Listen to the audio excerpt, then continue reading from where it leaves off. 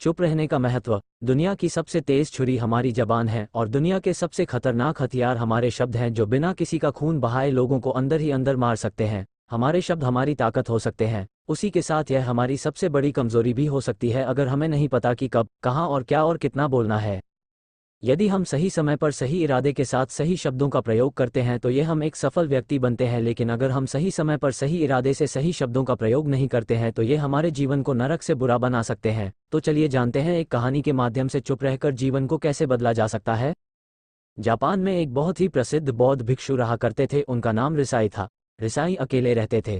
दुनिया के शोर शराबे से दूर जंगल में वो रहते थे और वह बड़े ही ध्यानी और प्रभु भक्त व्यक्ति थे, इसलिए वह पूरे जापान में बहुत प्रसिद्ध थे। एक राजकुमार की समस्या प्रेरक वीडियो। एक दिन एक राजकुमार रिसाई के पास आया और बोला, हे प्रभु, मैं हमेशा उदास और परेशान रहता हूँ। मेरा मन बहुत अशांत रहता है, यद्यपि मेरे पास आत्मा है, दौलत, शोहरत, सुख सुविधाएं जो हर व्यक्ति चाहता है या पाने की इच्छा रखता है, लेकिन फिर भी मेरे अंदर इतनी नाराजगी और चिंता क्यों होती है। उद्धरण चिन्ह। रिसाई ने अपनी बात बहुत ही ध्यान से सुनी और कुछ सोचने के बाद कहा, तुम इस प्रश्न का उत्तर जानते हो, बस तुमने कभी इस प्रश्न को हल करने की कोशिश नहीं की है। रिसाई ने आगे कहा कि मैं एक खोज करना चाहता हूं, क्या तुम मेरे साथ उसमें दोगे। इस खोज के बाद आपके जीवन में किसी भी तरह की खुशी और चिंता नहीं रहती।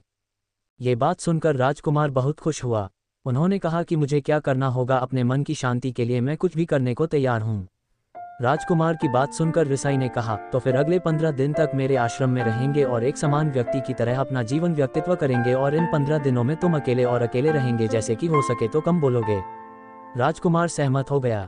पहले दिन राजकुमार को लगा कि उसके मन सामान्य से अधिक अशांत और निराशाजनक, उसके मन में तरह तरह के विचार आ रहे थे और वह आम लोगों की तरह जीवन जीने में असहज महसूस कर रहा था, और वह अंदर से बोलने की चाहत हो रही थी, लेकिन वह टूट रहा। उसके मुंह से एक शब्द भी नहीं निकला।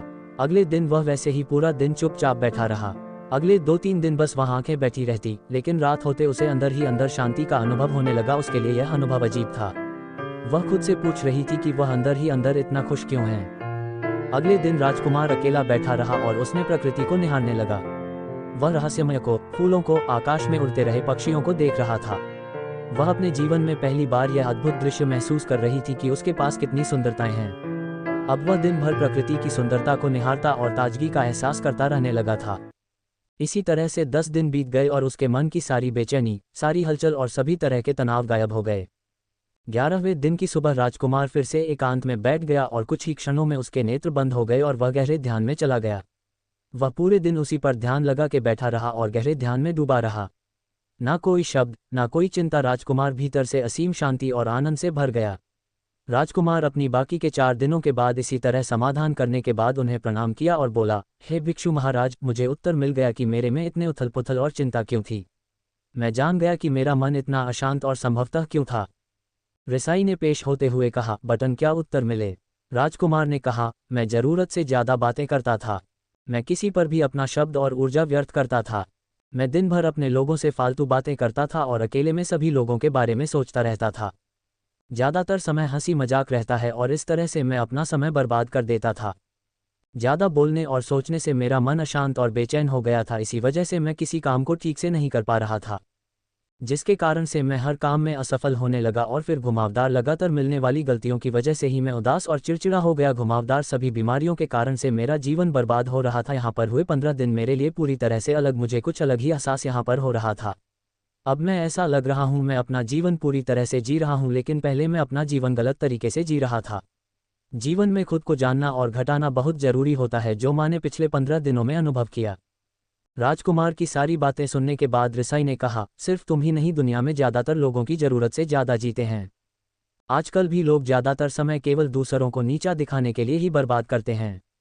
रिसाई ने राजकुमार को चुप रहने का महत्व समझाते हुए कहा, एक बार गौतम बुद्ध से उनके एक शिष्य ने पूछा कि आप ज्यादातर चुप क्यों रहते हैं। तब बुद्ध उन्हें छुपाने के फायदे को समझाते हैं। छिपे रहने से व्यक्ति अंदर से अनंत शांति और अंधकार में होते हैं। मौन अपने भीतर मौन की पहली सीढ़ी है। मौन के बिना स्वयं को जानना असंभव है। खुद को जानने और खुश करने का पहला नियम है चुप हो जाओ। काम बोलने का कोई भी नुकसान नहीं है, लेकिन यदि आप ज़्यादा गलतियां करते हैं तो आप अधिक गलतियां करते हैं। अगर व्यक्ति कम बोलना शुरू कर दे तो दुनिया की 90% परेशानियां आप खत्म हो जाएंगी। जो चुप रहने की कला जान ले लेता है वो भीड़ में भी अकेले रहने की कला जान लेता है।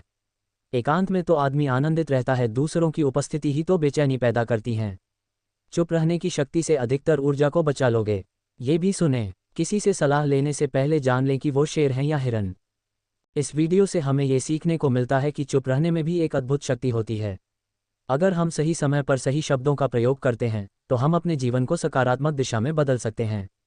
चुप रहने से हम अपनी आत्मा की गहराइयों में जा सकते हैं और अंदर से शांति का अनुभव कर सकते हैं। इससे हम अपने विचारों और भावनाओं को साफ करके अपने जीवन को सकारात्मक बना सकते हैं। चुप रहने की कला हमें सीखनी चाहिए ताकि हम अपने शब्दों का सही इस्तेमाल करके अपने और दूसरों के जीवन को सुधार सकें।